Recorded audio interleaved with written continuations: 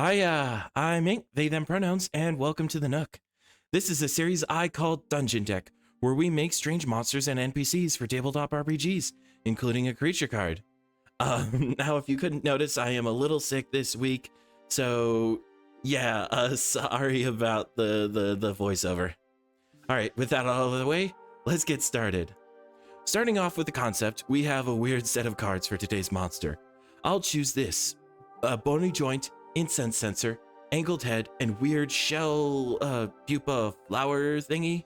I don't know what it is, but from here, I think that this will be another opportunity for a concept that I've been trying to work out for a while. A marionette arachnid.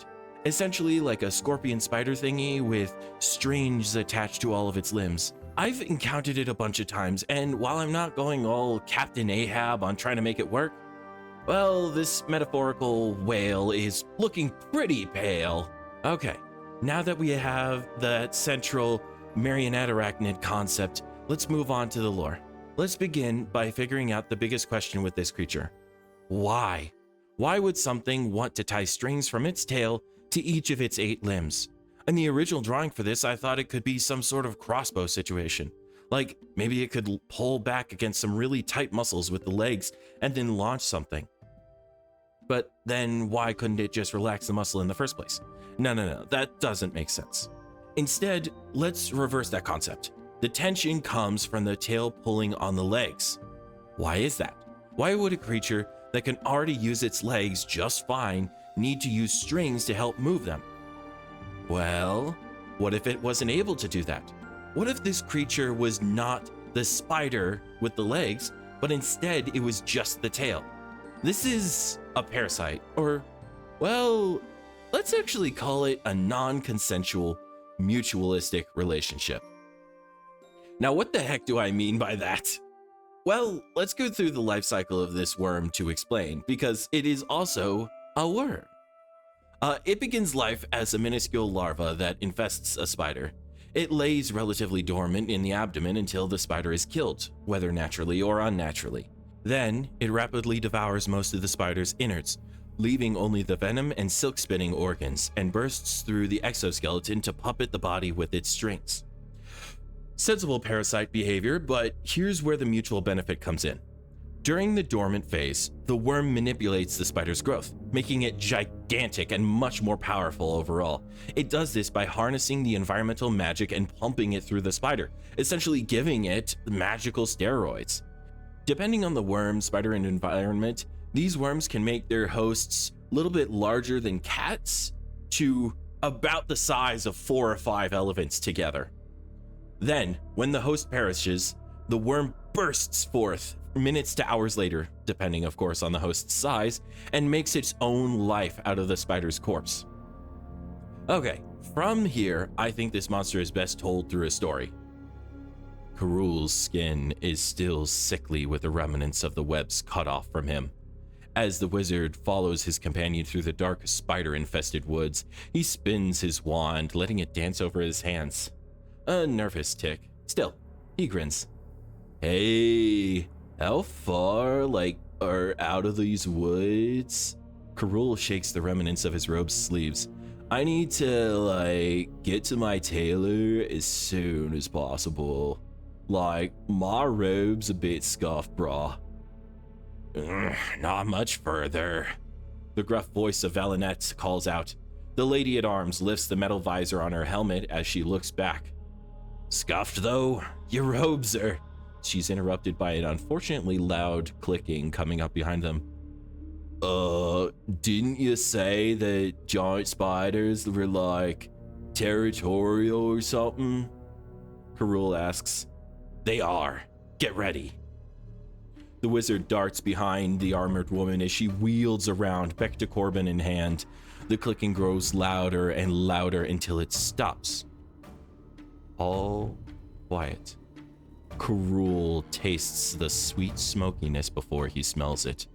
With the flick and twist of his wand, he casts a magic identification spell. Nothing happens. I don't know what it's doing, but that's not magic, brah. I can tell. Valinette stumbles. Weak Oh no, oh no, no, no!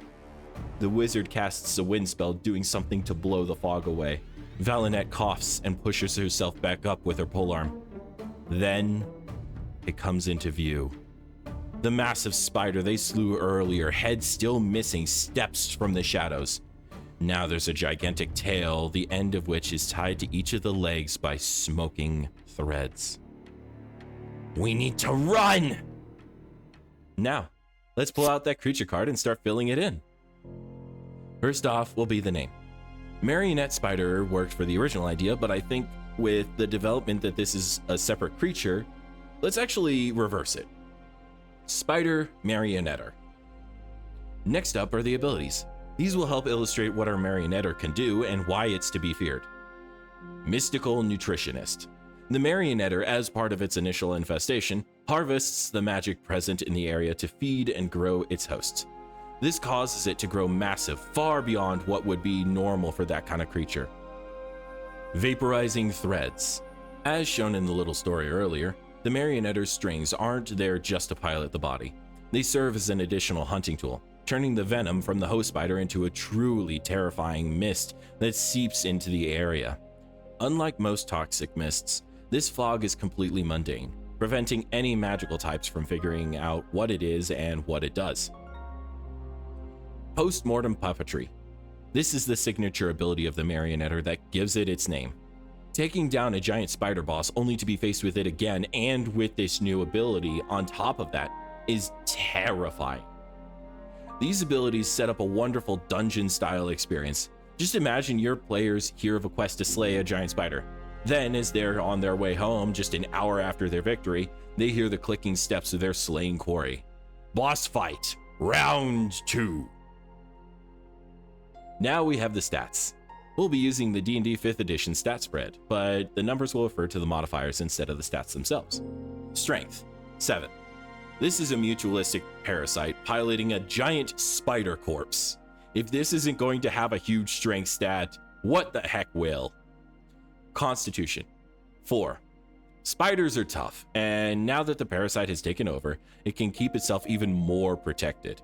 Even the wires it uses to puppet the spider are armored. Dexterity, -1.